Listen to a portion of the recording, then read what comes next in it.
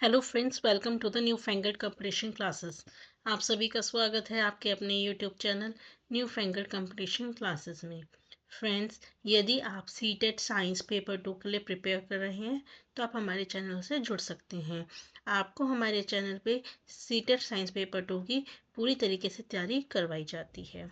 चलिए अब स्टार्ट करते हैं हम हमारी आज की क्लास।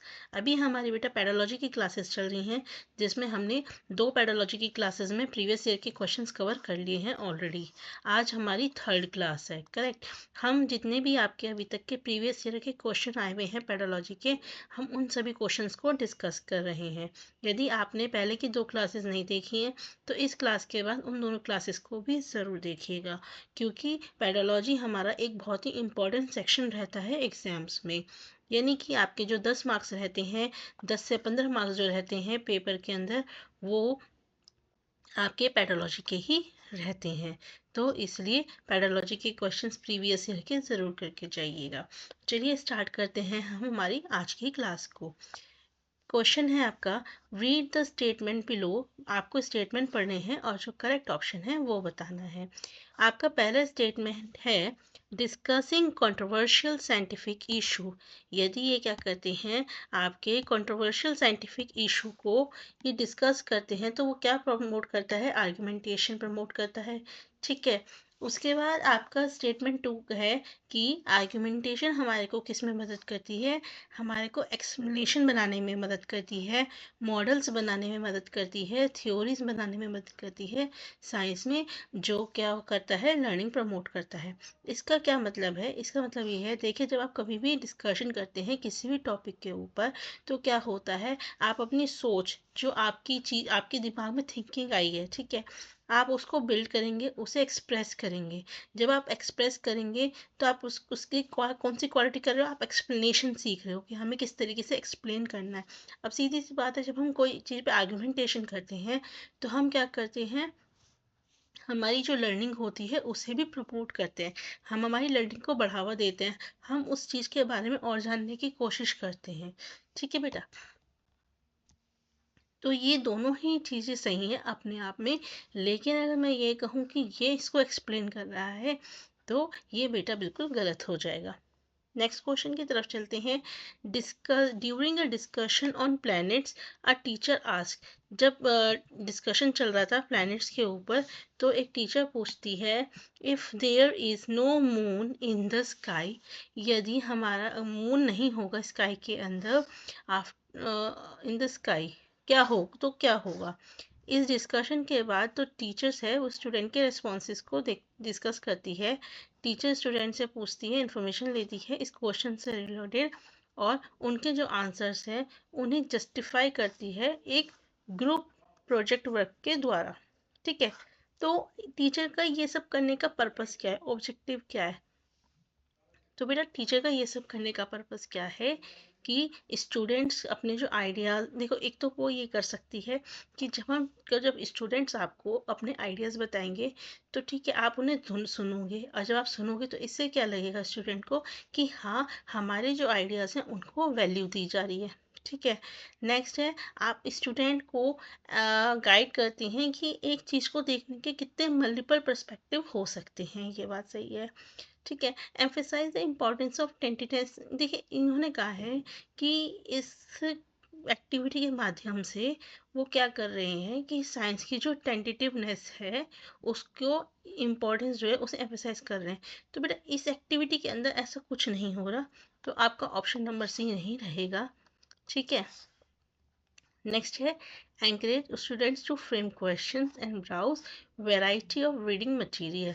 ये इससे क्या होगा, जब हम बच्चों से क्वेश्चन पूछेंगे तो बच्चों को क्या होगा, वो बहुत सारे क्वेश्चंस बनाएंगे, और जो बहुत सारे रीडिंग मटेरियल्स हैं उनके आंसर्स पाने के लिए वो क्या करेंगे, बहुत सारे मटेरियल्स को रीड करेंगे।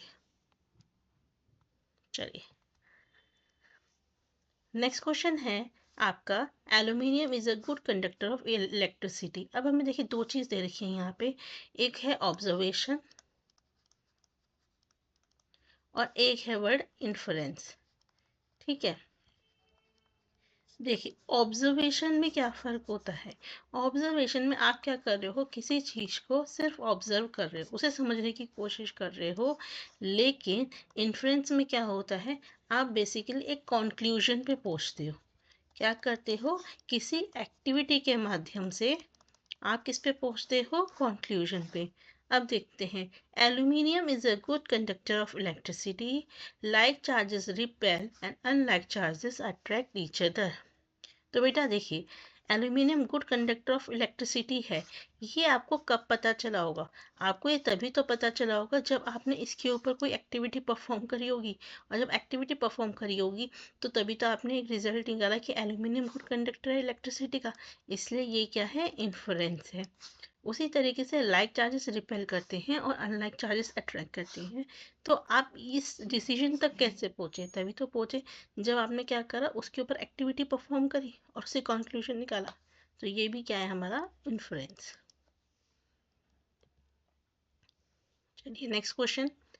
एक यहाँ से आपको पैराग्राफ दे रखा है, हमें पूछा है which of the following objectives of science education does the above expert highlight. ठीक है, देखिए इसमें कहा है कि चिल्ड्रन प्रोफेसर अहमद और माधव जी के साथ बायोस्फीयर रिजर्व में जाते हैं और एक्सप्लेन करते हैं कि जो बायोस्फीयर रिजर्व्स होते हैं वो एरिया होते हैं जहाँ पे बायोडाइवर्सिटी को क्या किया जाता है, कंजर्व किया जाता है, बचाया जाता है। अहमद एक्सप्लेन करता है कि हैबिटेट डिस्ट्रक्ट करने से, हैबिटेट ख़त्म करने से पॉपुलेशन बढ़ जाती है और जो नई स्पीशीज़ होते हैं उनका जो नेचुरल हैबिटेट होता है वो भी, उस पर भी असर पड़ता है। तो ये सब करके वो क्या करना चाह रहे हैं, appreciate issues at the interface of science and technology society, या understand the method of generation of scientific knowledge, raise environmental concern, nurture the aesthetic sense and creativity in science and technology। तो बेटा देखिए, ये बात ठीक है कि science का, सोसाइटी का, टेक्नोलॉजी का इंटरफेस किस तरीके से है, किस तरीके से एक चीज़ का प्रभाव दूसरी चीज़ पर पड़ता है, वो ये समझाना चाह रहे हैं। ठीक है, नेक्स्ट है understand method of generation of scientific knowledge. तो यहाँ पे बेटा साइंटिफिक नॉलेज की जनरेशन की तो कहीं बात ही नहीं करी।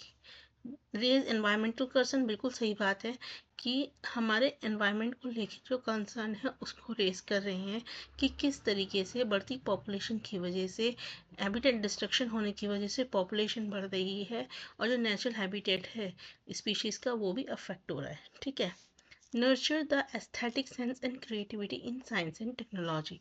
देखिए यहाँ पे किसी क्रिएटिविटी की बात नहीं की गई। ठीक है,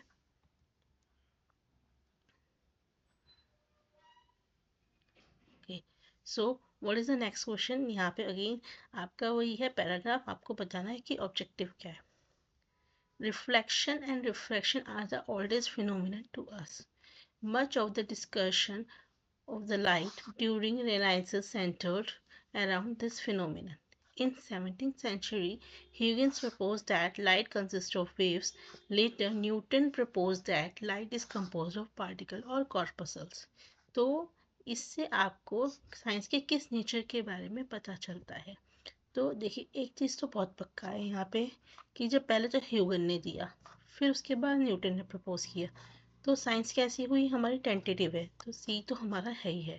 ठीक है, सोशली एंड कल्चरली एम्बेडेड। तब आप देखिए यहाँ पे कुछ इस तरीके की बात नहीं की गई जिसमें हम ये बता रहे हैं कि रिफ्लेक्शन और रिफ्रैक्शन हमारी सोसाइटी से, हमारी कल्चर से किस तरीके से रिलेटेड है। तो ये ऑप्शन आपका ख़त्म हो जाता है। Science is advance through creativity and imagination of scientist. अब देखिए यहाँ पे साइंटिस्ट की इमेजिनेशन ही तो वर्क कर रही थी, तभी तो हमारा ये न्यू हुआ। ठीक है, science progresses through fix scientific method. नहीं बेटा, अगर कब फिक्स्ड, ये जो वर्ड आ गया ना फिक्स साइंटिफिक मेथड, ये हमेशा नेगेटिव वर्ड होता है, तो ये ऑप्शन तो हो ही नहीं सकता। Next question, a teacher wants to illustrate the concept of pressure to her student. एक टीचर है, वो अपने स्टूडेंट्स को प्रेशर का जो कंसेप्ट है वो बढ़ाना चाहती है। Which of the following activities would be suitable for doing so. इनमें से कौन सी ऐसी एक्टिविटी है जो इस कंसेप्ट को पढ़ाने के लिए बिल्कुल सही है। Observing free fall of object and compare there relative speed. बेटा ये आपका बेसिकली कुछ कुछ ग्रेविटेशन से रिलेटेड है, इसमें प्रेशर का कोई लेना देना नहीं है। Adding different oils to water and observing layer, ये डेंसिटी का कंसेप्ट है। Pushing empty closed plastic bottle into bucket of water and make observation holding a strip of paper।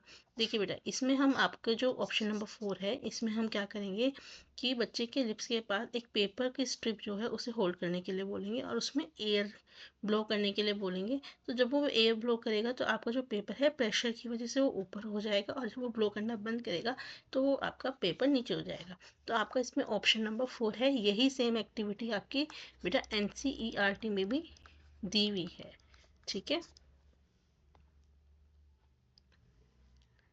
Next है which of the process skill does the following activity aim to develop among students. ये कहते हैं कि इस activity के माध्यम से students के बीच में कौन सी प्रोसेस स्किल आपकी डेवलप होगी, ठीक है। Breathe in and out normally, आपको क्या करना है, ब्रीथ को इन करना है, आउट करना है normal. Find out how many times you breathe in and breathe out in a minute, आपको फाइंड आउट करना है कि एक मिनट में कितनी बार आप ब्रीथ इन करते हो और श्वास को बाहर निकालते हो। Now count your breathing rate after brisk walk, अब आप क्या करो, थोड़ा सा चलो, अब अपनी जो सांस लेने की काउंटिंग है उसे स्टार्ट करो, फिर उसके बाद रनिंग के बाद और फिर कंप्लीट रेस्ट के बाद। किस केस के अंदर आपकी जो ब्रीथिंग है वो फास्टेस्ट है, ठीक है। Check if your friend also get the same value और नॉट, और चेक करो कि आपकी फ्रेंड को भी सेम वैल्यू मिलती है या नहीं। अब देखिए एक चीज़ तो पूरे उसमें है ही है, हमें एक चीज़ तो पता चल रही है कि भाई पूरे एक्स में मेजरमेंट तो हमें करना ही करना है, ठीक है। क्या करना है, मेजरमेंट तो हमारा है ही है, ये तो कॉमन है इसलिए चारों में दे भी रखा है। उसके बाद हमें क्या करना है, प्रिडिक्शन करना है, ऑब्जर्व, और हमें क्या ऑब्जर्वेशन, ऑब्जर्वेशन कैसे कि ब्रिस्क वॉक के बाद, रनिंग के बाद और कंप्लीट रेस्ट के बाद, उसके बाद किस में हमारी फास्टेस्ट होगी। तो ये यहाँ तो हमने काउंट किया, यहाँ पे हम क्या करेंगे, ऑब्जर्वेशन करेंगे। इस पॉइंट पे हम क्या कर रहे हैं, ऑब्जर्वेशन कर रहे हैं कि तीन तीन अलग अलग समय के बाद हमारी जो वो है वो कितनी रही, ठीक है। फिर उसने कहा कि check if your friend also get same value और नॉट, जब हम ये कह रहे हैं कि आपके फ्रेंड को भी सेम वैल्यू मिली है या नहीं, तो यहाँ पे हम प्रिडिक्शन करेंगे। क्या कर रहे हैं, प्रिडिक्शन कर रहे हैं, करेक्ट। चलिए नेक्स्ट क्वेश्चन है which of the following is not aligned according to the contemporary view of assessment in science. इनमें से असेसमेंट इन साइंस को दिमाग में रखते हुए कौन सी चीज़ अलाइन नहीं है।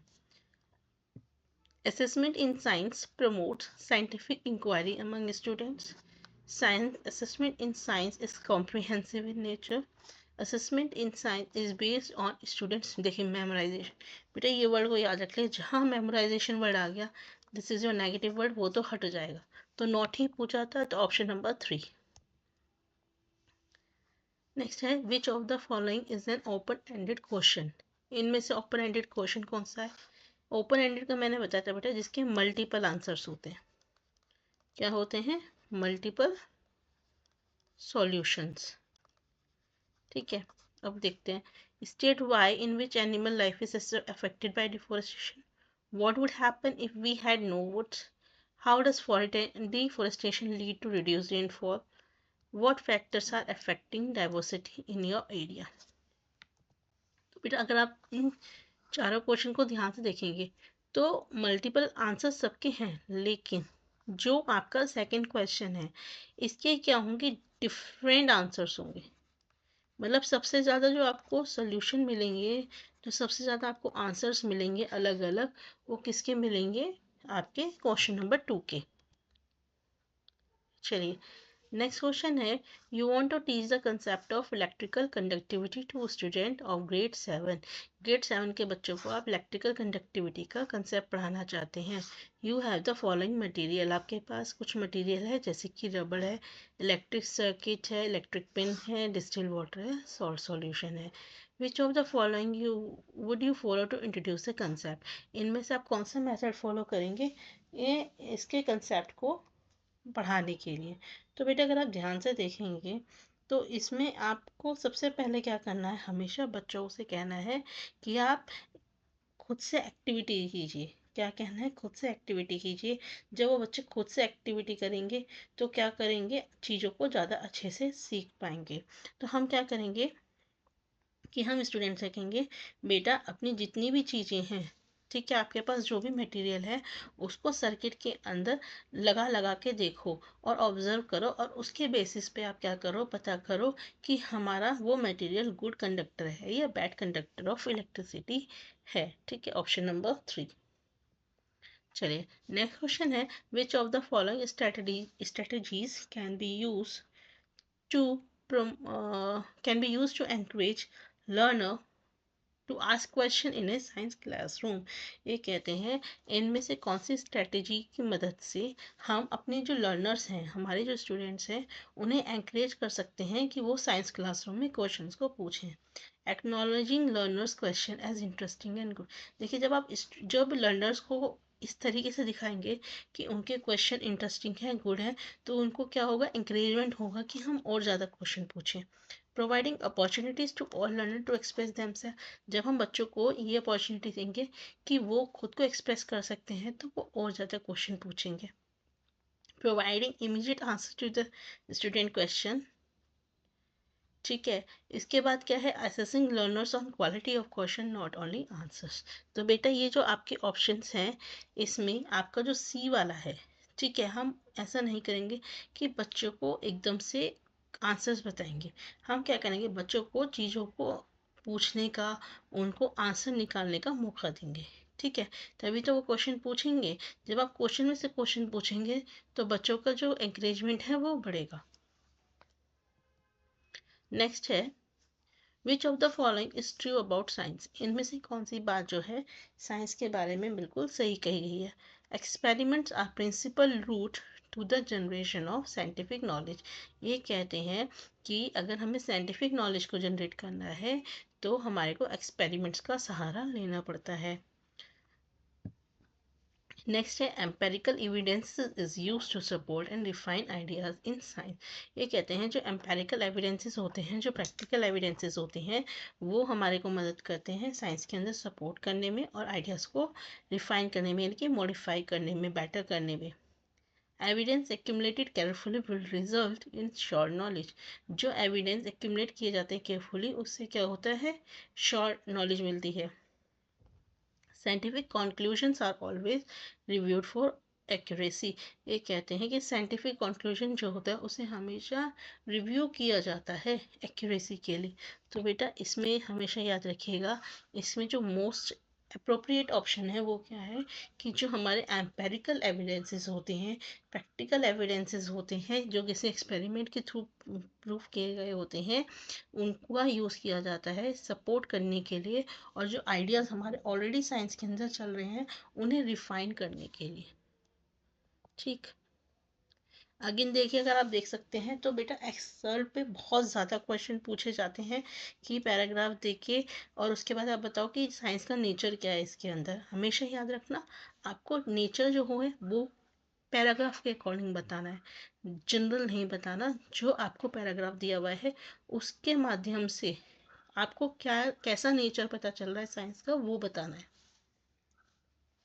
तो इसमें क्या है, English physician William Harvey discovered the circulation of blood.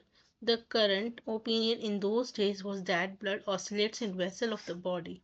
For his view, Harvey was ridiculed and was called circulator. He lost most of his patients. However, before he died, Harvey's scientific idea about circulation was generally accepted as a biological fact. ठीक है, तो इससे क्या पता चलता है, आपको ये बताना है साइंस हमारे एम्पेरिकल बेस्ड पे है, साइंस टेंटेटिव है, science objective and value neutral है, science is socially and culturally embedded है।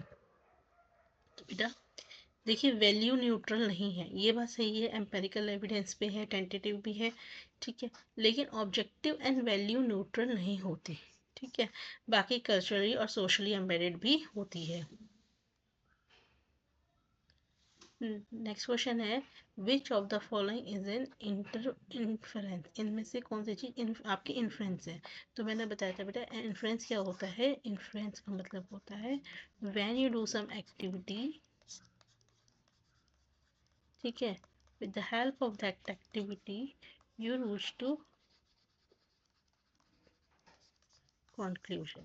So the points here, leaves of an aquatic plant are covered with waxy coating. A climbing plant has thread-like spirally coiled structure arising from stem. Small size leaf, देखिए अगर आप पूरे में देखेंगे तो जो option number 3 है ये हमारे को एक एक्टिविटी के माध्यम से पता चलेगा कि जो स्मॉल साइज की लीव्स होती हैं वो किस में मदद करती हैं, कम पानी को लॉस करने में मदद करती हैं।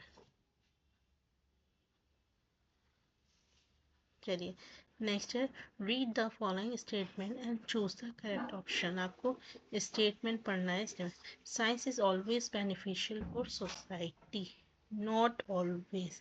बेनिफिशियल होती है बट ये कहना कि हमेशा होती है ये गलत है। The application of science has led to the invention of optical and electronic, ये बात बिल्कुल सही है। तो बेटा इसका ऑप्शन क्या होगा, S1 is false, S2 is true. चलिए बेटा नेक्स्ट क्वेश्चन, नेक्स्ट आगे के क्वेश्चन हम नेक्स्ट वीडियो में करेंगे। Thank you. वीडियो अच्छी लगे तो लाइक सब्सक्राइब शेयर कीजिएगा।